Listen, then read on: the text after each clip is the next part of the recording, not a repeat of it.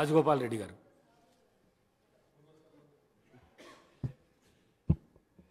తెలంగాణ రాష్ట్ర శాసనసభకు జరిగిన మూడవసారి జరిగిన ఎన్నికల్లో మీరు స్పీకర్గా ఎన్నిక కావడము చాలా సంతోషకరమైన విషయం అధ్యక్ష.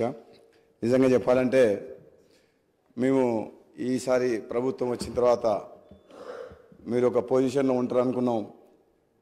చాలా కష్టపడి పైకి వచ్చిన మీరు అంతకంటే ఇంకా పెద్ద స్థానంలో గౌరవప్రదమైన స్థానం వచ్చేసరికి ఇంకా చాలా ఆనందం కలిగింది. సంతోషకరమైన వార్త. మేమందరం అనుకునేది మా మధ్యన ఉండి స్నేహితుల్లాగా చాలా దగ్గరగా ఉన్న మీరు స్పీకర్ అధ్యక్ష స్థానంలో కూర్చుంటే చాలా సంతోషంగా అనిపిస్తుంది అధ్యక్ష. ప్రతిపక్ష సభ్యులు అందరూ కూడా మాట్లాడినప్పుడు వాళ్ళకి సమయం ఇవ్వాలని కోరుతున్నప్పుడు గత శాసనసభలో నేను కూడా 3.5 సంవత్సరాలు పనిచేసిన అధ్యక్ష. అప్పుడు సభ్యుల సంఖ్య ప్రమాణంగా తీసుకొని నిమిషానికి లెక్క పెట్టుకుంటూ మాటకు అడుగడుగున మాకు అడ్డంకులు ఉండేది అధ్యక్ష. కానీ అలా చేయమని నేను ఇప్పుడు చెప్పట్లేదు అధ్యక్ష.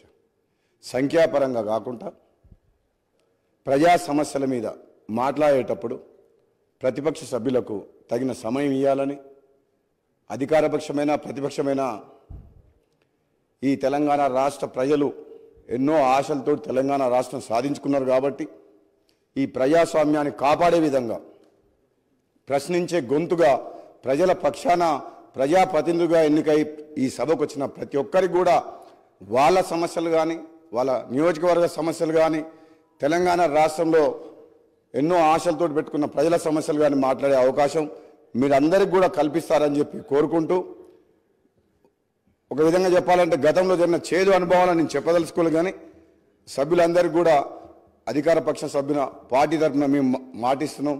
మీరు ఏది మాట్లాడినా ఎప్పుడు మాట్లాడినా మన స్పీకర్ గారి ఆధ్వర్యంలో ఈ సభ సజావుగా సాగేందుకు మా అందరి సహకారం కూడా ఉంటుందని తెలియజేస్తూ మీకు మరొకసారి శుభాకాంక్ష తెలియజేస్తూ దిగ్విజయంగా 5 ఏళ్ల పాటు ఈ పదవిలో ఈ రాష్ట్ర సమస్యల మీద అందరికీ మాట్లాడే అవకాశం ఇస్తారని చెప్పి తెలియజేస్తూ సెలవు తీసుకున్నాను అధ్యక్ష. Thank you.